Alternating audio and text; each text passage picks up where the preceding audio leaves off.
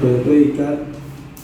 Quizás de los privilegios más grandes que Dios le puede dar a una persona en la tierra es predicar la Biblia, pero al mismo tiempo es una de las responsabilidades más serias cuando se quiere hacer para Dios, cuando se quiere hacer bien.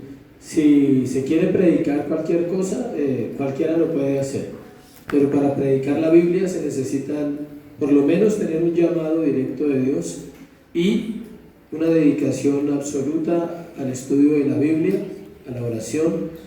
Eso es lo que Dios pide, Él hace el resto. Fue un tiempo muy especial, como decía mi esposa, entender cómo Cristo es suficiente para todo, no solo para lo espiritual. Algunos creyentes creen que Cristo es una oración o ir a una iglesia o leer la Biblia. Cristo no es eso. Esas son cosas que hacemos porque Cristo vive en nosotros, pero Cristo es una persona con la cual nos relacionamos todos los días, vivimos todos los días, en Él vivimos, en Él somos y en Él nos movemos, dice el apóstol Pablo. Eso abarca toda la vida del creyente. Le damos gracias a Dios por poder haber ido. Fue tiempo de conocer muchos hermanos en la fe que hacen la obra también, algunos con muchos recursos, otros sin ningún recurso. Sabemos los dos extremos. Encontramos a un pastor que tiene todos los recursos. Él puede sostener su iglesia porque tiene dinero, es un empresario muy rico y él puede sostener su iglesia, todo lo que la iglesia necesite, y todo, o sea, ¿sí? Y vimos otros casos de otros que no tienen nada, o sea, ¿sí? Que no tienen nada, o sea, están empezando con un sitio pequeñito, sillas, necesitan todo, mejor dicho, pero ambos hacen la obra para Dios, tanto el que tiene como el que no tiene. Y nosotros estamos donde Dios quiere que estemos. ¿Amén? Entonces él me decía, el pastor tiene una camioneta muy bonita, ¿sí? Y yo le decía, a mí me toca llegar en cicla a la iglesia. Le dije, pero amamos a Dios, le servimos, le amamos. Digo, no, eso es todo un dilema, llegar en una camioneta tan cara a una iglesia, piensan que es de los diezmos, porque lastimosamente la gente piensa eso. Es una cuestión que el mismo evangelio falso se ha encargado de meterle a las iglesias, en pensar que los pastores, sí hay algunos que hacen eso, pero cuando se predica la Biblia, lo único que puedes encontrar es rechazo y una lucha fuerte porque el evangelio se extiende, y encontrar que la gente no quiere, encontrar que la gente realmente es reacia al evangelio, está ávida y está hambrienta de basura. Está hambrienta de escuchar lo que quiere escuchar que le digan que es bueno, que su vida es perfecta y que le va a ir muy bien. Eso quiere escuchar la sociedad, y la Biblia lo dice, que en los últimos tiempos la gente se amontonaría, o sea, por miles, por cientos de miles, a escuchar falsos maestros que les dicen que todo va a estar bien, y nunca les dicen que si el pecado no se resuelve, nada va a estar bien, hasta que resolvamos la enfermedad terrible que tenemos, que se llama ¿qué? Pecado. Cuando eso se resuelva, entonces Dios te va a enseñar que todo va a estar bien en Él, no en ti, en Él. Amén. Vamos al tema de hoy, capítulo 15 de Marcos, versículo 33 al 41.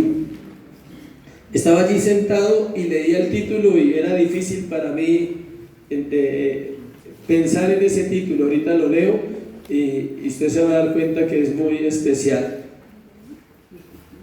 Marcos 15, 33 al 41.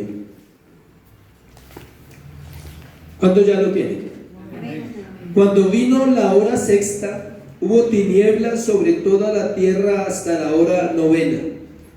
Y a la hora novena Jesús clamó a gran voz diciendo: Eloí, Eloí, lama sabactani, que traducido es: Dios mío, ¿por qué me has desamparado?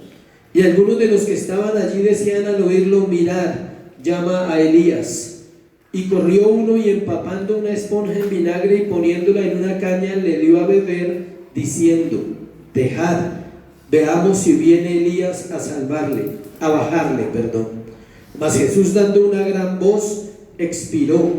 Entonces el velo del templo se rasgó en dos de arriba a abajo, y el centurión que estaba frente a él, viendo que después de clamar había expirado así, dijo: verdaderamente este hombre era hijo de Dios.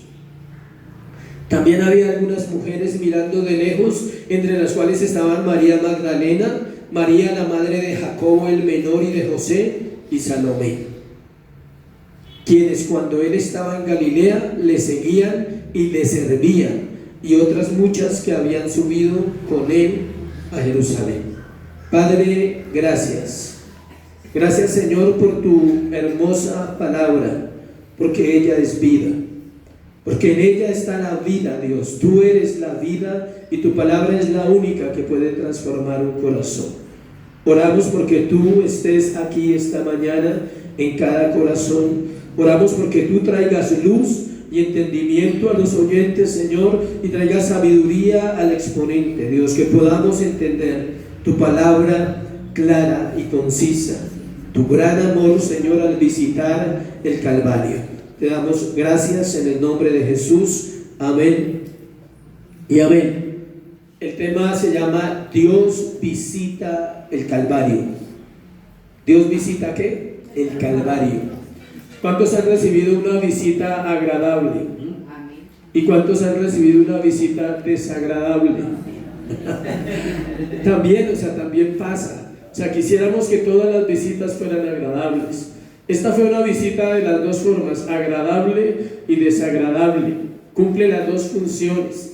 Cuando Dios visita la tierra en el Calvario es algo especial, es algo que nunca volverá a suceder. Sucedió una sola vez y cumplió un propósito específico, que el Padre visitara el Calvario, una visita especial.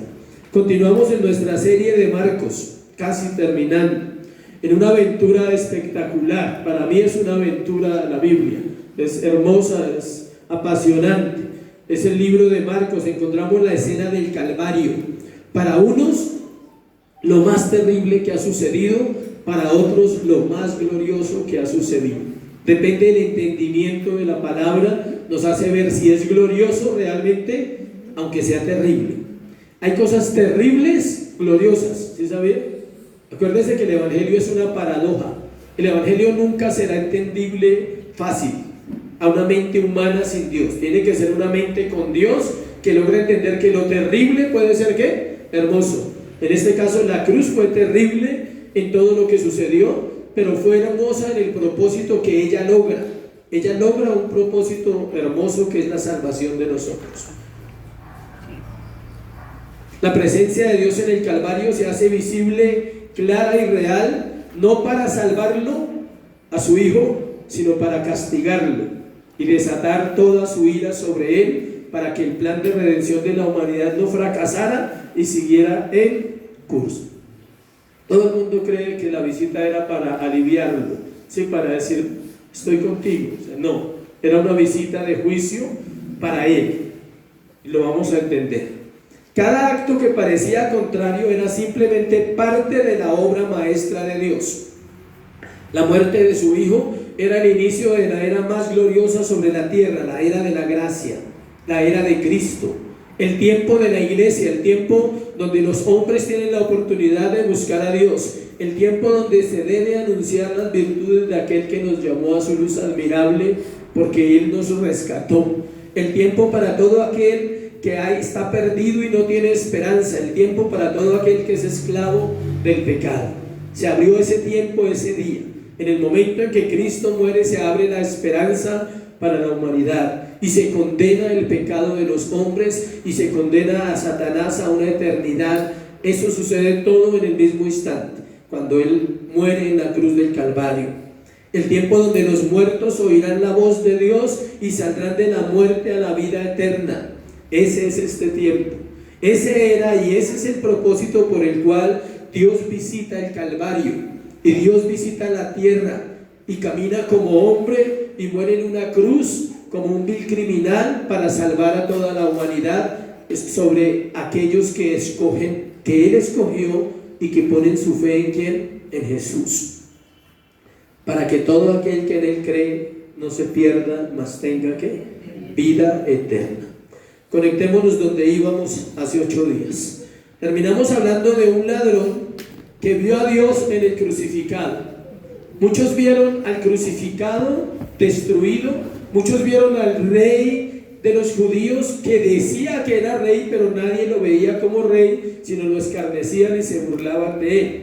Pero el ladrón de la cruz tiene el gran privilegio de ver al Cristo de gloria, de ver al Hijo de Dios, de ver la resurrección antes de ser resucitado.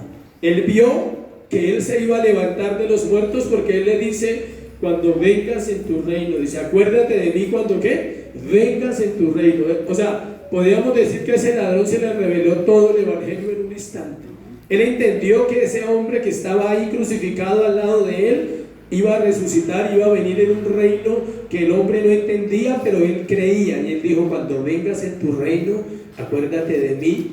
Y el Señor le responde: de cierto te digo que hoy estarás conmigo, ¿dónde? En el paraíso. Y sucedió, inmediatamente muere el Señor, este hombre murió y fue ¿a dónde? Al paraíso. Hoy hablaremos de las 3 últimas horas de vida del Señor Jesucristo, desde las 12 del día a las 3 de la tarde, la hora sexta hasta la hora novena. Durante ese tiempo el Padre hizo parte del Calvario, el Padre visitó el Calvario. Lo veremos en 3 partes. Primero, la consumación del sufrimiento del Salvador, o sea, el final de la cruz. Llegamos hasta ¿dónde? Hasta donde fue flagelado, llevaron la cruz, está en la montaña, en el monte de la calavera, y ahora vamos a ver qué pasó allí en ese momento, lo que pasó ahí en la montaña durante 3 horas. ¿A qué hora se empezó la crucifixión? A las 9 de la mañana, acuérdense, en la hora tercera, según la forma como los judíos leían las horas o las manejaban, y eran las 9.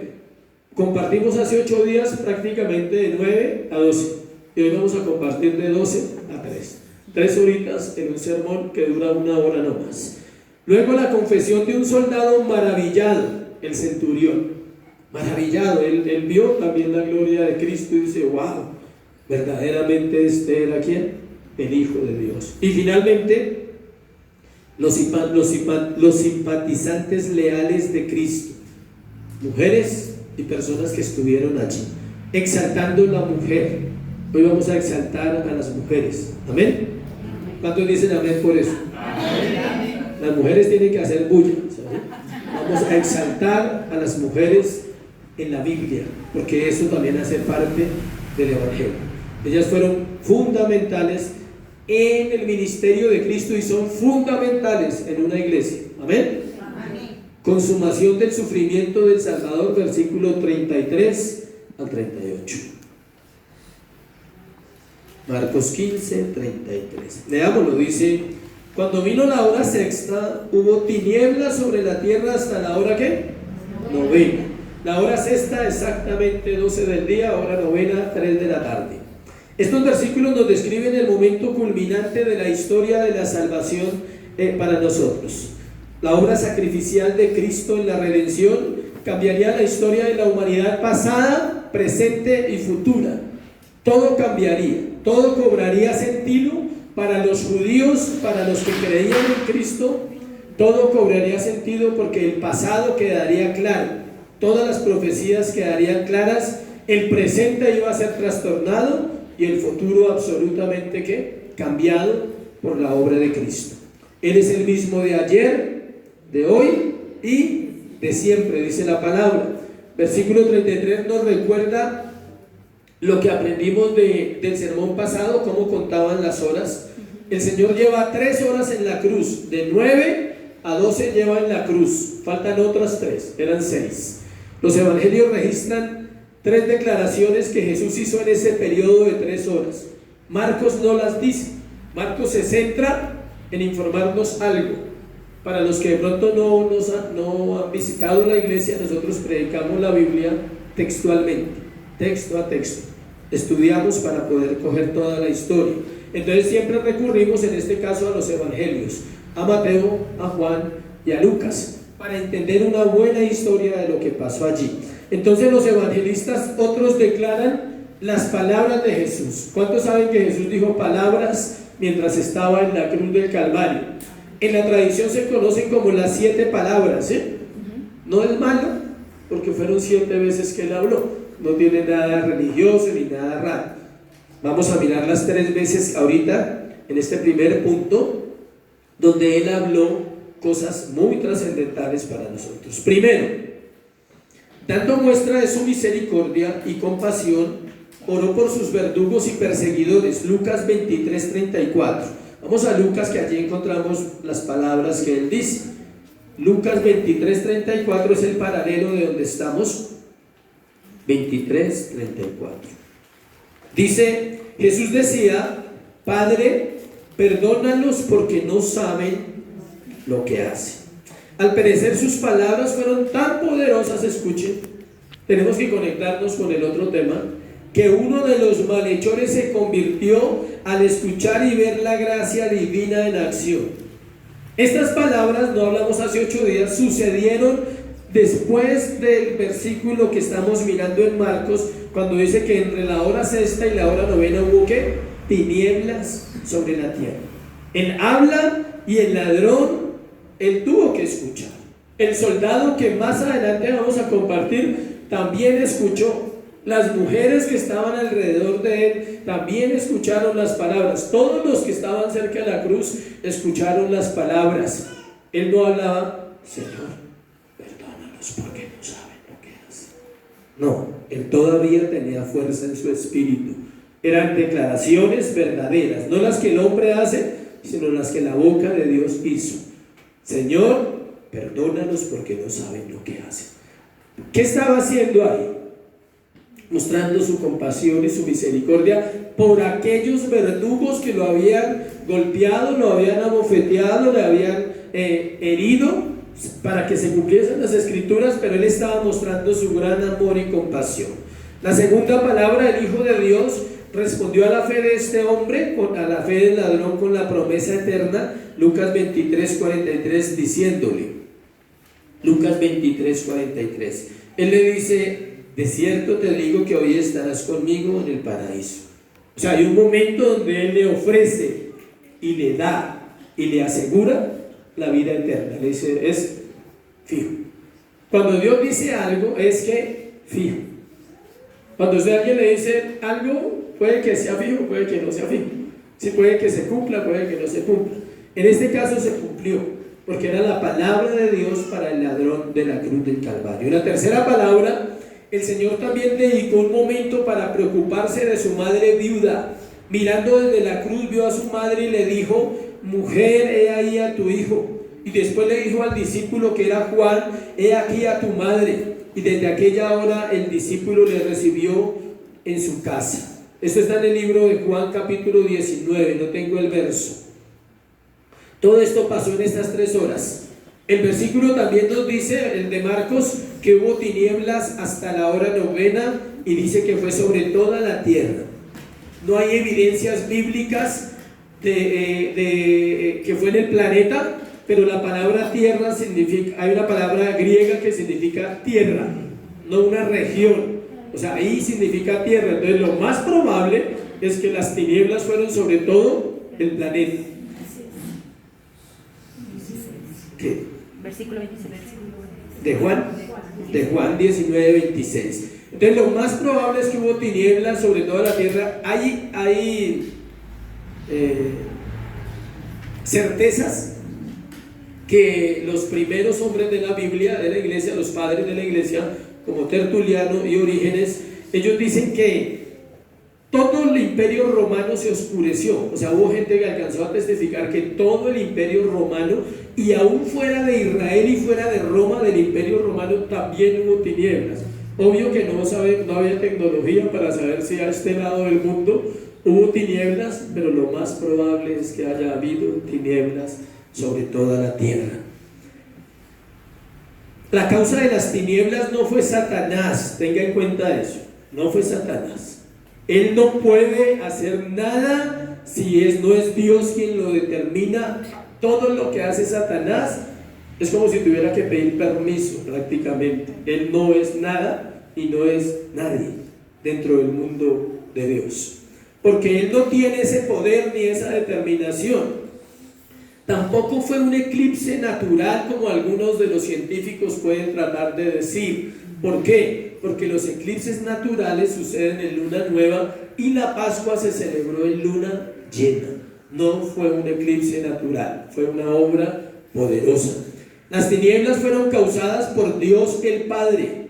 El Antiguo Testamento describe la gloriosa presencia de Dios de dos formas: en una luz resplandeciente y gloriosa, y en unas tinieblas que pueden perturbar el alma.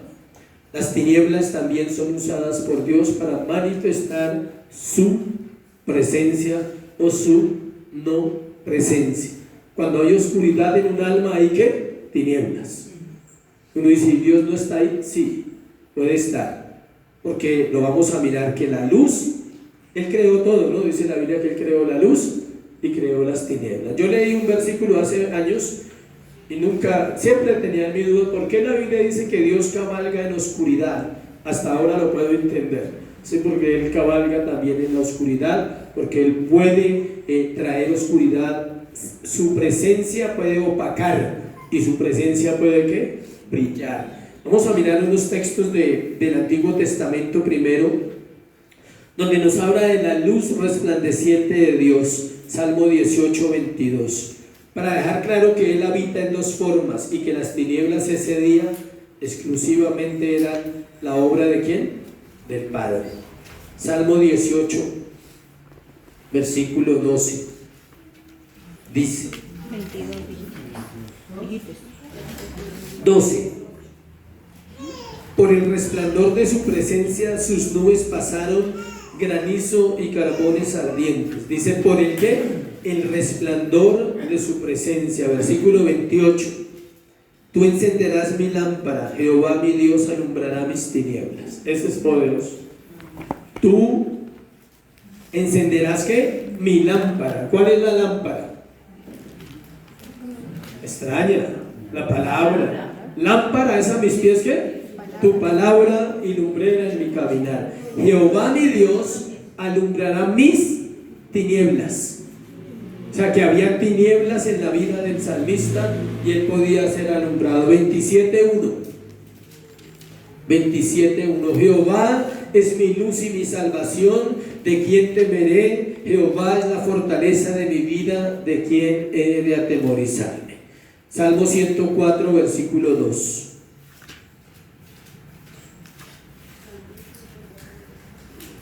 El que se cubre de luz como de vestidura, que extiende los cielos como una cortina. Todo esto tiene que ver con que Él es ¿qué? Luz, es un resplandor, su presencia. Isaías 60, 20. Isaías 60, versículo 20. No se pondrá jamás tu sol ni menguará tu luna, porque Jehová te será por luz perpetua y los días de tu luto serán ¿qué? Acabados. Ezequiel 8:2. Si no alcanza a buscarlo, tome nota. Ezequiel 8:2. Y miré, he aquí una figura que parecía de hombre, desde sus lomos para abajo fuego, y desde sus lomos para arriba parecía resplandor, en aspecto de bronce refulgente. Ezequiel tiene una visión, ve a Dios y ve que Él es luz, que Él es resplandor. Y terminamos en Ezequiel 10:4. Entonces la gloria de Jehová se elevó de encima del querubín al umbral de la puerta, y la casa fue llena de la nube, y el atrio se llenó del resplandor de la gloria de Dios. Y Daniel 7:9.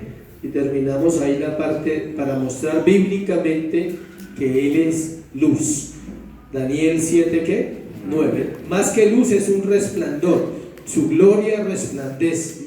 Estuve mirando hasta que fueron puestos tronos, y se sentó un anciano de días cuyo vestido era blanco como la nieve, y el pelo de su cabeza como lana limpia, y su trono llama ¿de qué? De fuego, y las ruedas del mismo fuego ardiente. Todas estas son descripciones de un Dios que no alcanzaríamos a comprender en nuestra mente finita. Usted puede imaginarse una llama, una figura encendida, muchas cosas. Lo que quiere decir simplemente es que Dios es luz, que Dios resplandece aún en medio de ¿qué? de las tinieblas. Pero la Biblia también describe su presencia en términos de oscuridad. Hay gente que no le cabe eso en la cabeza, dice, pero yo siempre pensaba que Él es la solo luz, no sé qué tendría que ver con las tinieblas. Pero cuando enseñamos la Biblia tenemos la responsabilidad de decir lo que la Biblia dice. Y la Biblia dice que Él también se manifiesta en oscuridad. Génesis 15:12.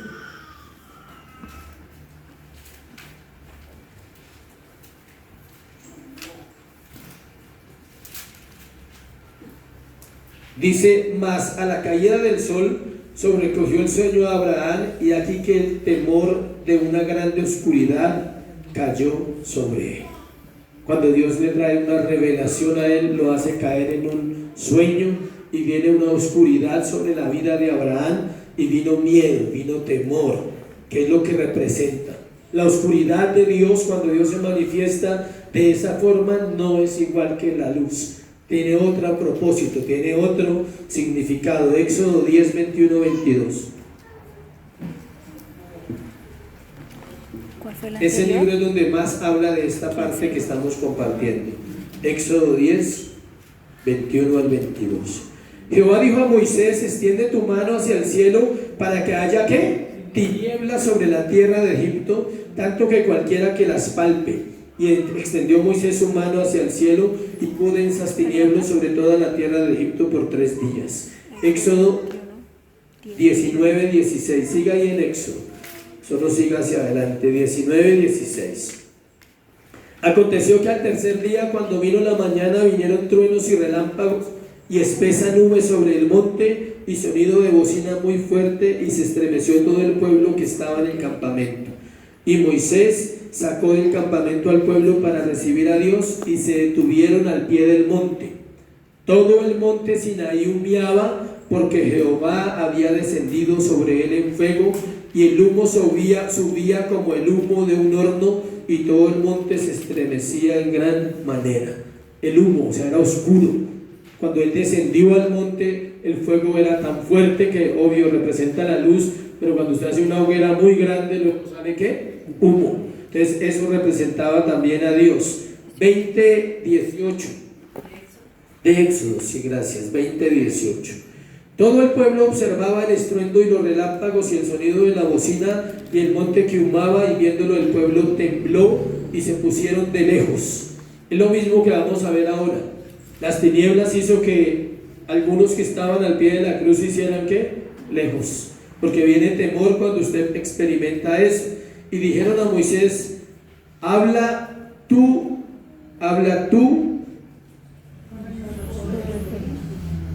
con nosotros, y nosotros oiremos, pero no hable Dios con nosotros para que no que muramos. Y Moisés respondió al pueblo, no temáis, porque para probaros vino Dios, y para que su temor esté delante de vosotros, para que no pequéis. Entonces el pueblo estuvo a lejos, y Moisés se acercó ¿a dónde? A la oscuridad en la cual estaba Dios. Deja claro esa frase, ¿no? Se acercó ¿a dónde? A la oscuridad en la cual estaba Dios. Dios habita en las tinieblas. ¿Por qué tiene que habitar allí? Para traer luz, para salvar. ¿De dónde lo sacó usted y de dónde me sacó a mí? De las tinieblas. Si Él no accediera a eso, no tendríamos esperanza. Él tenía que estar en las tinieblas de su vida y de mi vida para poder rescatarnos. Salmo 18:11. Salmo 18:11. Puso tinieblas por su escondedero, por cortina suya alrededor de sí, oscuridad de aguas, nubes de los cielos. Y en el 12 está el contraste. Por el resplandor de su presencia, sus nubes pasaron. Si nota el primero, el 11, dice, puso tinieblas por su escondedero. Estaba detrás de la oscuridad. Pero el versículo 12 dice, por el resplandor de su presencia, sus nubes pasaron. O sea que la oscuridad no alcanzaba a esconder esa luz tan gloriosa. Solo la esconde, escuche, para los que Él quiere. Para los que no tienen un corazón dispuesto, Dios es tinieblas. Dios es oscuridad. Para los que tienen un corazón dispuesto, Dios se hace ¿qué? Luz. claridad, fe, esperanza. Isaías 5:30.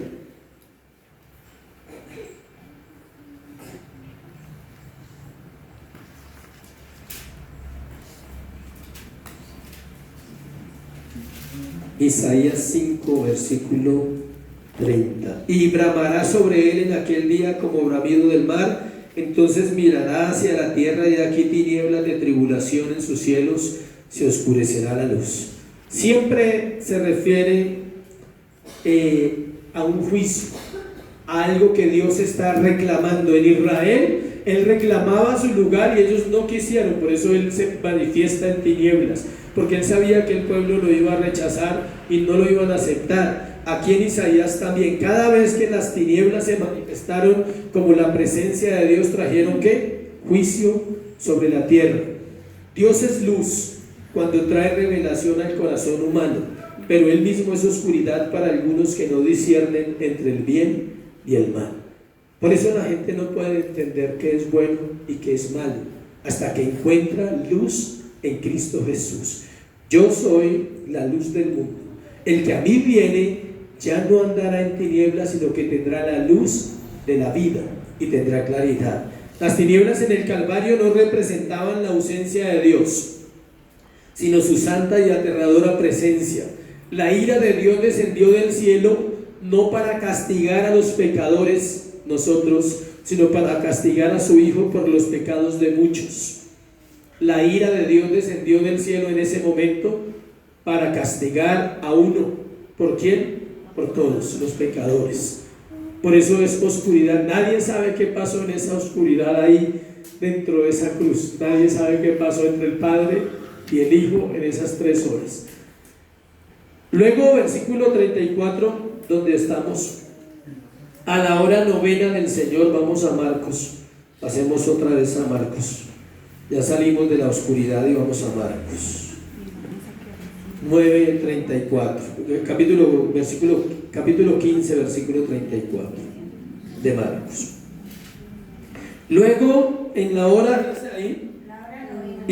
novena, Jesús clamó a gran voz diciendo: Eloí, Eloí, lama sabactani, que traducido es: Dios mío, ¿por qué me has desamparado? Es lo mismo que está en el Salmo 22:1. Usted lee el Salmo 22:1 y inicia diciendo lo mismo: Dios mío, ¿por qué me has desamparado? Estas palabras son la versión aramea del Salmo 22. Con intensa agonía, el Hijo de Dios experimenta por primera vez el abandono del Padre.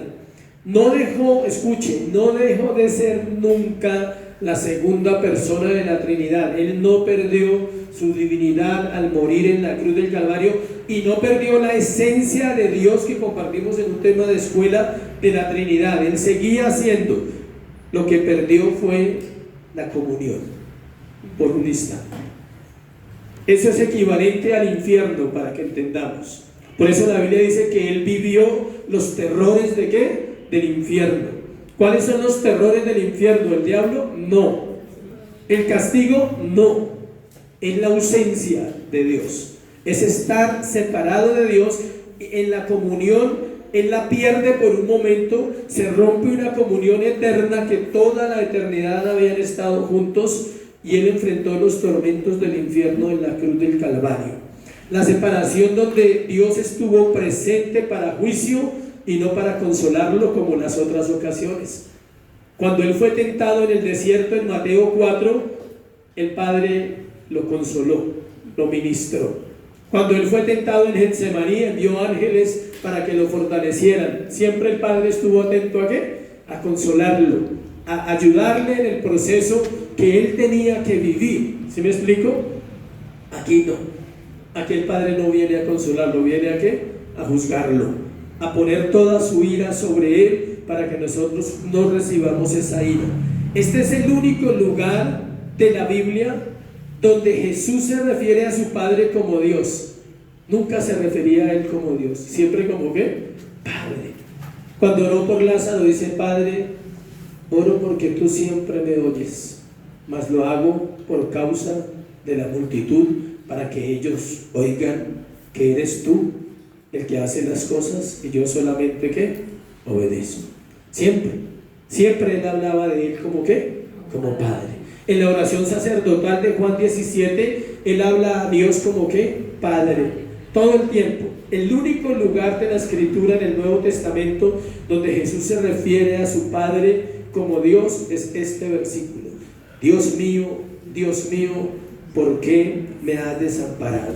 ¿Qué expresa esa frase? Expresa el amor profundo y la añoranza por su Padre. O sea, el amor tan fuerte que había entre ellos. Él anhela a su Padre. Él dice: siempre serás mi Padre. Pero él siente tanto la ausencia y el vacío en ese momento en su vida que tiene que expresar no Padre, sino que Dios mío, Dios mío. Si pudiéramos escuchar, nos quebrantamos todos y escuchásemos su voz. Cuando él expresó eso fue algo del corazón. Dice, era una mezcla de agonía y dolor por la separación que tenía que vivir ese instante. Note que fueron ¿cuántas horas? 3. Y hay gente que vive separada de Dios todos los días. Y hay otros que lo tienen y quieren separarse de Él. Y hay otros que estarán para siempre separados de Él. Por eso cuando perdemos la comunión y hemos realmente nacido de nuevo, no somos los mismos. Nunca volverás a ser igual después de que naces de nuevo. No podrás tener paz si pecas. ¿Pecarás? Sí. Pero no volverás a tener la paz, ni la satisfacción, ni el deseo que tuviste un día por X pecado. Nunca lo volverás a tener, porque vas a sentir el vacío de la comunión. De decir, y vas a tener que volver a clamar un día: Dios mío, ¿por qué me has desamparado? El salmista decía: ¿por qué escondes tu rostro de mí? ¿Por qué estás lejos de mi alma? Clamo de día, clamo de noche y tú no me oyes.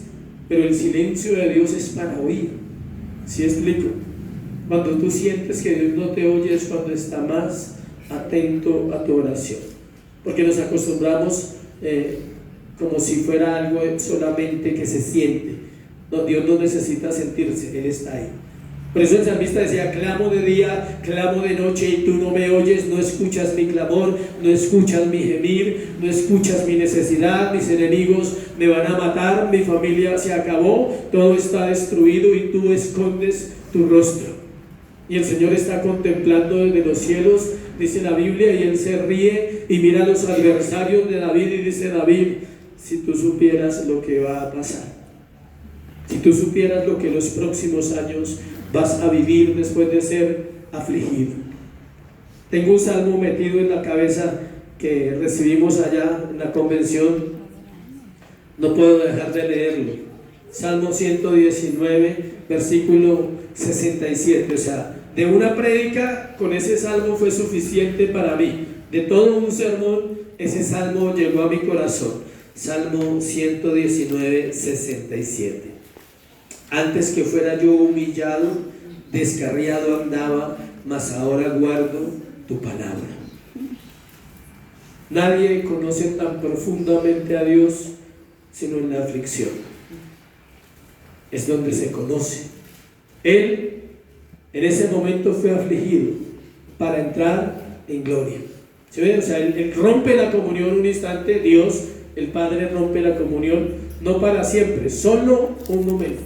Pero ese momento era tan importante que determinaría el lugar que Cristo iba a ocupar desde ahí en adelante en todo el plan de la humanidad, y todo el lugar. Dice que lo exaltó sobre lo alto y le dio un nombre que es sobre todo nombre, para que en el nombre de Jesús se doble toda rodilla de los que están en el cielo y de los que están en la tierra.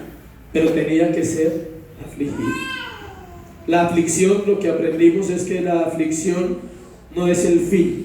La aflicción es el medio, por el medio del cual Dios se revela al corazón del creyente.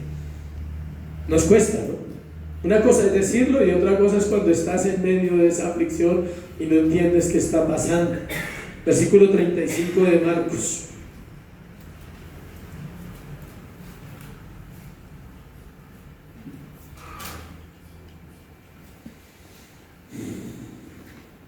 Algunos de los que estaban allí decían al oírlo: mirad, llama a Elías.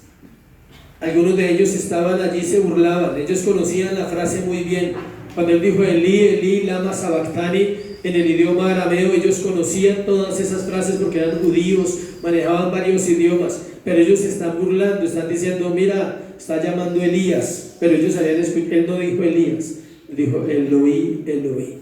Ellos conocían el lenguaje y seguían burlándose. Juan 19:28 nos dice que cuando Jesús gritó, tengo sed, que es el versículo que sigue el 36, pero en Juan 19:28 nos explica para conectarlo, vemos que dice que parece un acto de misericordia y no es más que una burla más. O sea, cuando ellos están burlándose de él, pasa esto, y es cuando él dice en el versículo 36, y corrió uno y empapando una esponja en vinagre y poniéndola en una caña se la dio a beber. Es cuando él exclamó la tercera palabra que estamos mirando en esas 3 horas, tengo sed. Parecía un acto de misericordia que esta persona corriera y empapara la esponja para darle, pero al mismo tiempo era una burla más. El que corrió para acercarle el vinagre, al final dijo, dejad, veamos si viene Elías a bajarle. O sea, no fue de corazón. Él no corrió con un interés sano de decir, pobrecito, o sea, tiene sed, lleva horas en la cruz, démosle algo para que calme su sed. Él corrió para seguir burlándose. Por eso este tema, el primer punto se llama la consumación del sufrimiento del Salvador. Estamos terminando todo el proceso de sufrimiento. Versículo 37. Mas Jesús, dando una gran voz, expiró. Dando una gran voz, en medio de debilidad sacó fuerzas para exclamar este grito.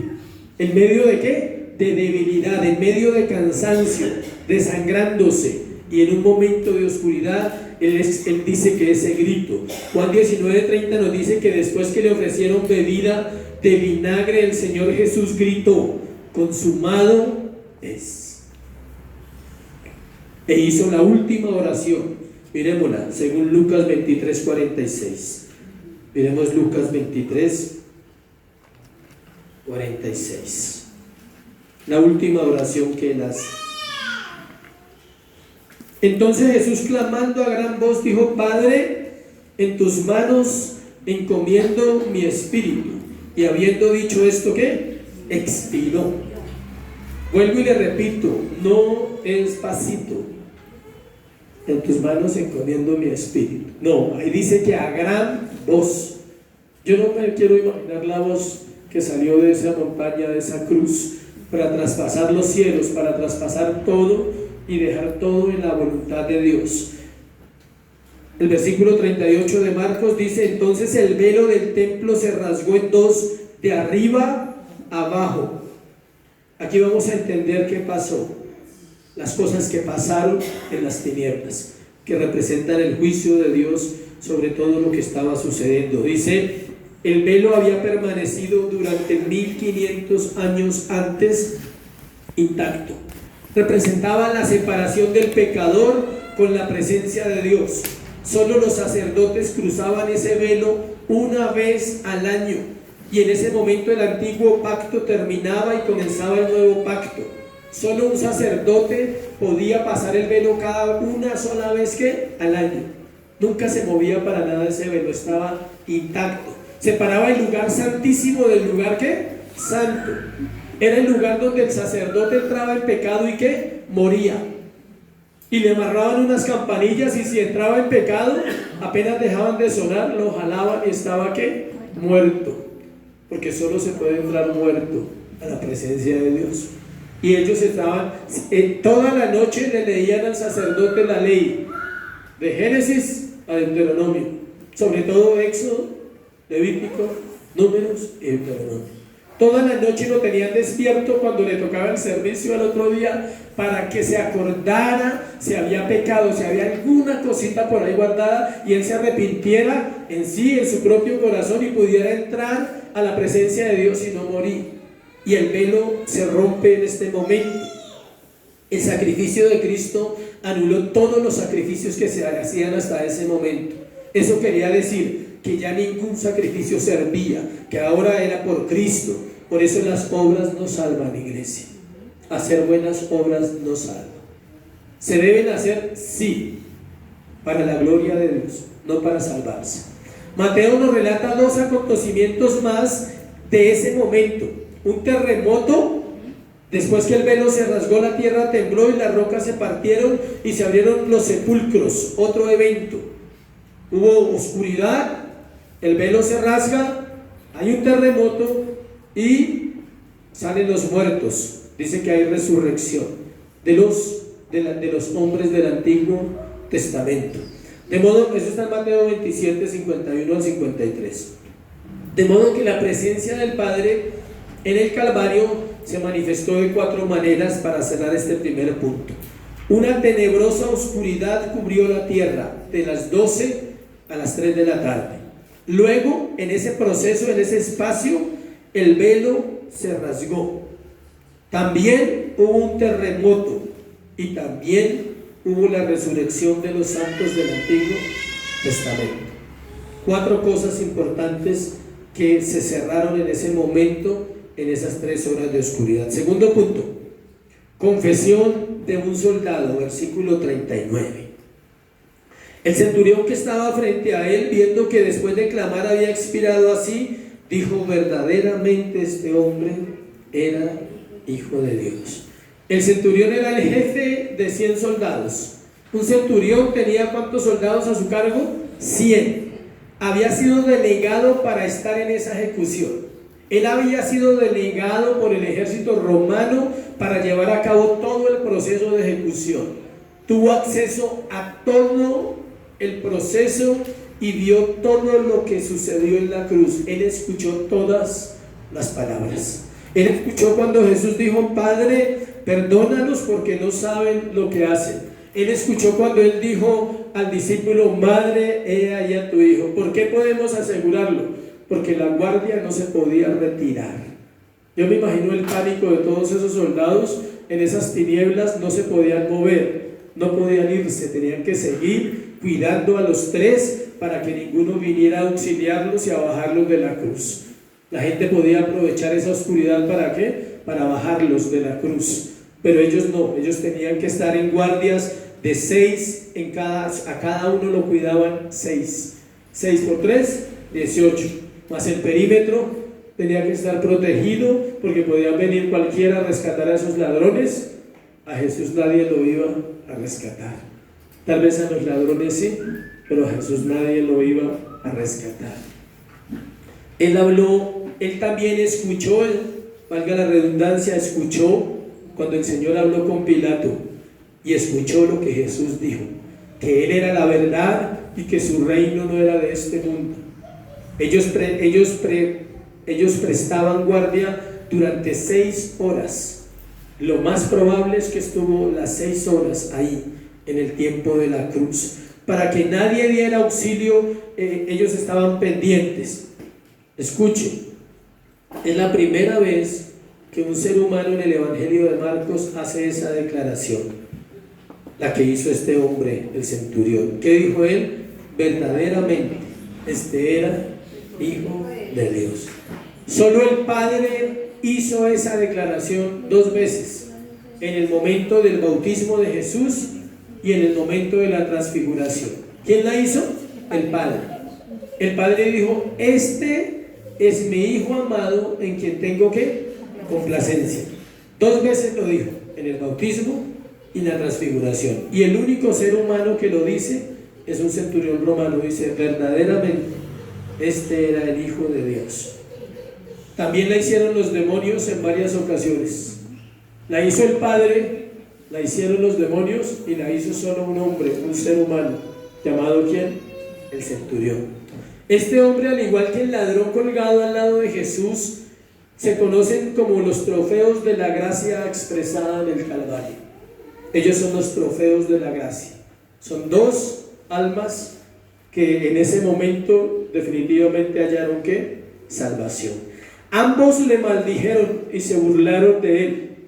Esto nos demuestra una cosa, iglesia, que ningún pecador es demasiado malo para no ser alcanzado por su gracia. No hay hombre tan malo en la tierra que no merezca salvación, y no hay nadie tan bueno que pueda salvarse por sí mismo. Los 2 extremos, ¿no? Nadie es tan malo para merecer el infierno bajo la gracia, si Dios lo mira y lo salva. Y nadie es tan bueno para merecer el cielo, si no ha sido salvo también. ¿Por qué? Por gracia. Tercero, confusión de los simpatizantes, versículo 40 al 41. El centurión pasó de la blasfemia a la fe, y los seguidores de Jesús pasaron de la fe y la tristeza a la confusión. ¿Sí ve? Dos perdidos. El centurión pasó de la blasfemia a la fe, y los seguidores de Jesús pasaron de la fe a tristeza y confusión. Dos perdidos, condenados, hallaron salvación. Y todos los que ya estaban con Jesús fueron confundidos. Versículo 40. Marcos nos dice que también había algunas mujeres mirando de lejos, entre las cuales estaban María Magdalena, María la madre de Jacobo el menor y de José, y Salomé. Tres mujeres. Los evangelios nombran a otras mujeres también, pero vamos a mirar el papel de estas mujeres allí. Por eso les decía que es necesario hoy exaltar el papel de la mujer en el ministerio de Jesucristo. Marcos nos dice que había algunas mujeres mirando de lejos. Lea el texto ahí. Dice que mirando de lejos. Mientras que Juan indica que las mujeres estaban con Juan al pie de la cruz. Juan 19, 25, 27. ¿Hay contradicción en los evangelios? En ninguna manera.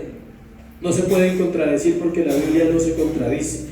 Juan narra que ellas están cerca de la cruz con Juan antes de la oscuridad, y esto sucede después en el medio de la oscuridad. Ellas, por miedo y temor, se alejan. Marcos identifica a tres mujeres. Vamos a mirar. María Magdalena, de la cual Jesús había expulsado 7 demonios, era de Magdala, por eso le llamaban María Magdalena, lo cual nos da una verdad que no sé si a usted le interesa o no, pero la Biblia es para estudiarla. Era soltera.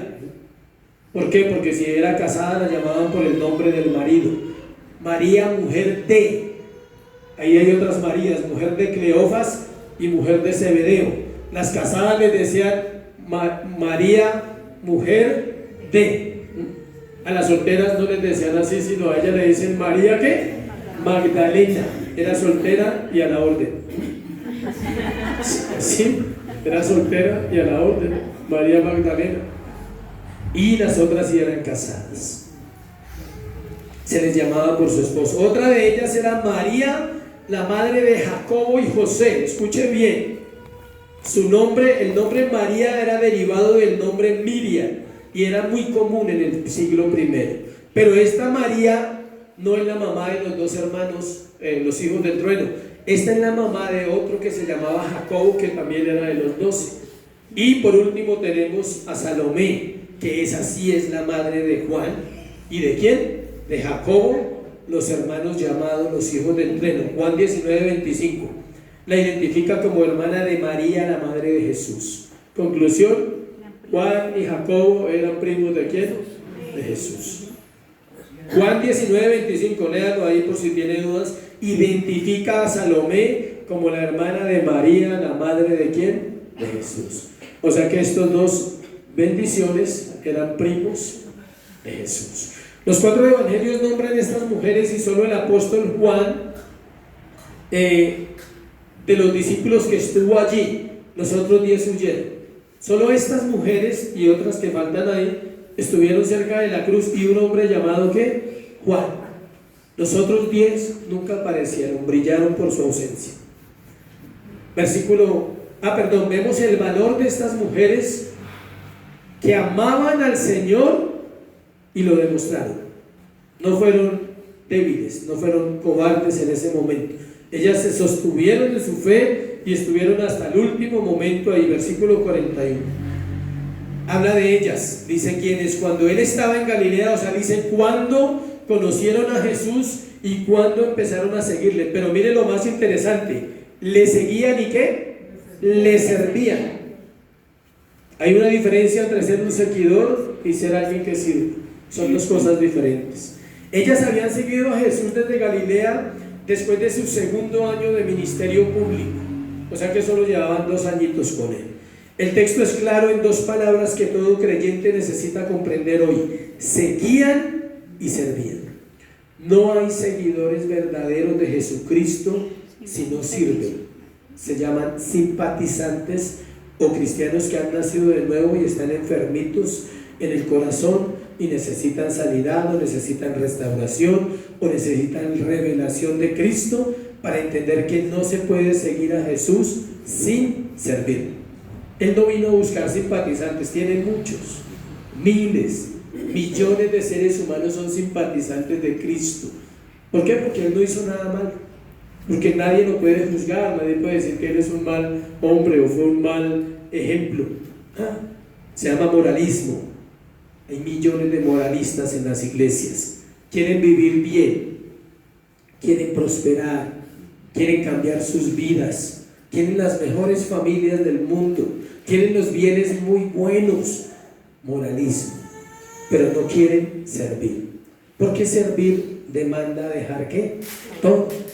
No estoy hablando de servir mediocremente, estoy hablando de que los creyentes del primer siglo seguían a Jesús y ¿qué? Servían a Jesús, y aquí lo estamos aprendiendo.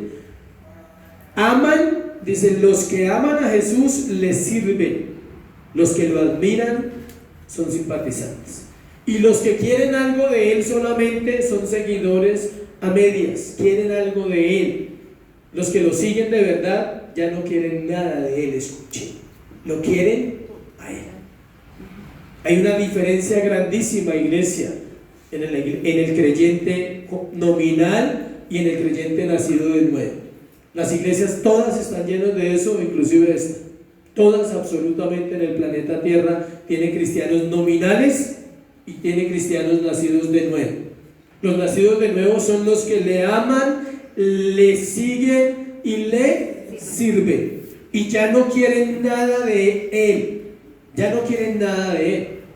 ¿Por qué no quieren nada de Él? ¿Por qué creen ustedes? Porque Él es todo. O sea, si tú tienes a Cristo, ya no quieres nada de Él, lo tienes a Él. Y la Biblia dice que si lo tenemos a Él, lo tenemos ¿qué? Todo.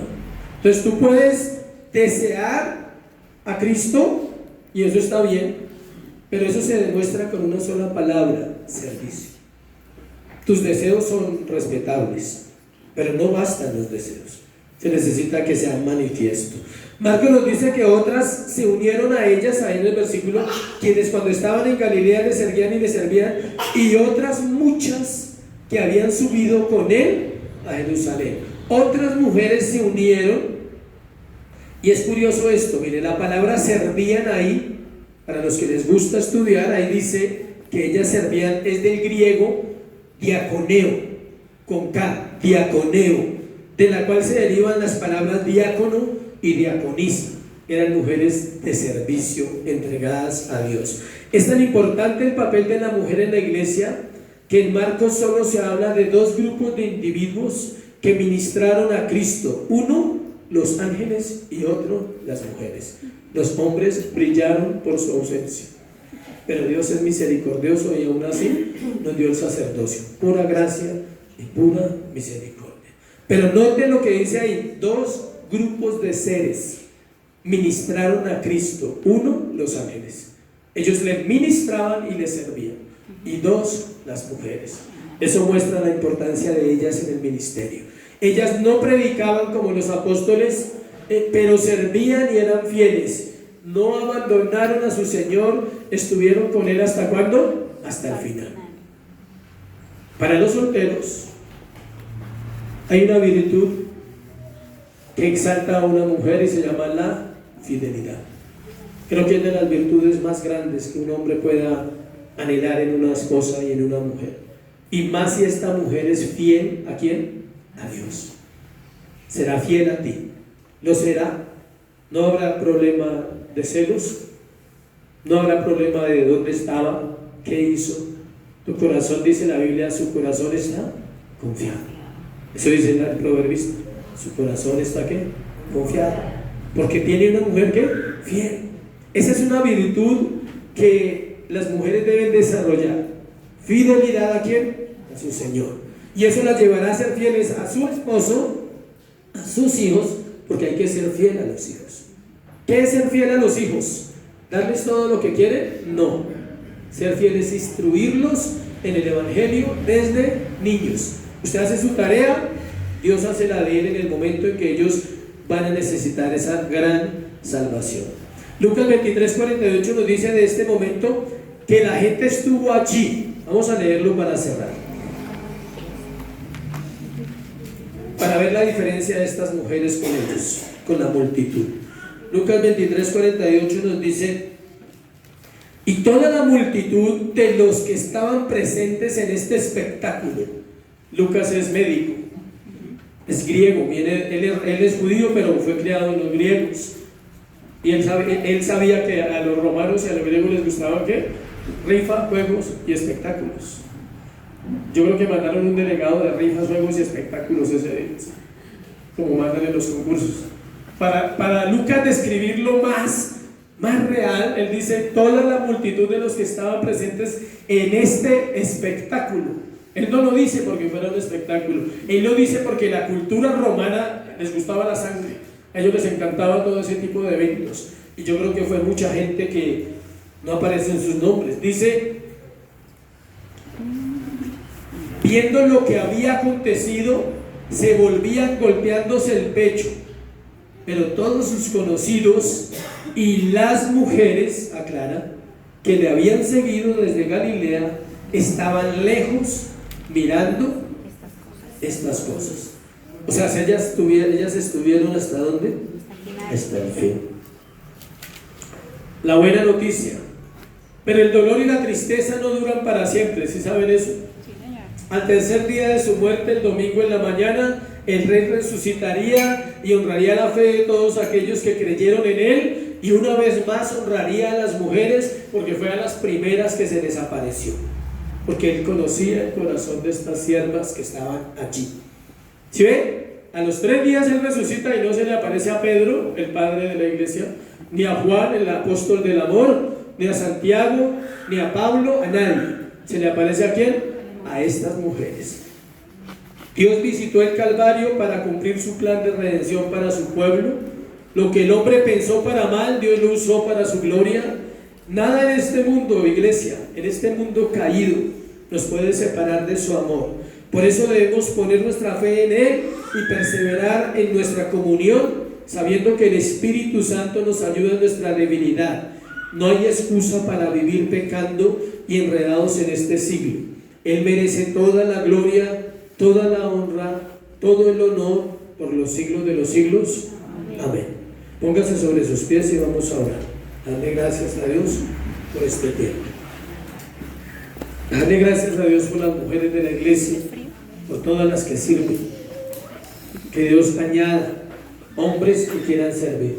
Que Dios añada varones que quieran formarse, que estén dispuestos a aprender, que estén dispuestos a decir qué hay que hacer, a dónde hay que ir, qué hay que traer, qué falta en la iglesia. Esa es la función de los sacerdotes. Pero estas mujeres hacían más que los sacerdotes, que los hombres que en ese momento estaban allí. Y las mujeres deben ser honradas también en su servicio. Padre, gracias por esta mañana, por tu palabra, Dios. Gracias por visitar el Calvario.